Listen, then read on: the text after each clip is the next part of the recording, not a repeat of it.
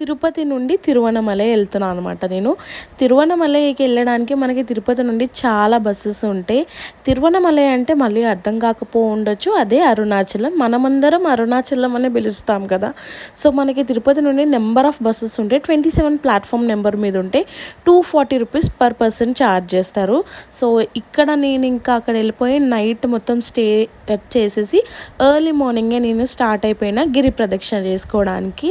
So first ఇక్కడైతే దీపం పెట్టేసి ఇంకా జ్యోతి వెలిగించిన దాని తర్వాత నేను స్టార్ట్ చేసినాను గిరి ప్రదక్షిణ. సో నాకైతే చాలా బాగా అనిపించింది ఈ ట్రిప్.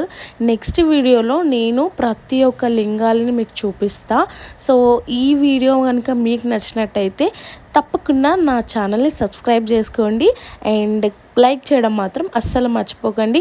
మీకు ఈ వీడియోస్ ఎలా అనిపిస్తున్నాయో తప్పకుండా కామెంట్ సెక్షన్లో కామెంట్ చేసేయండి.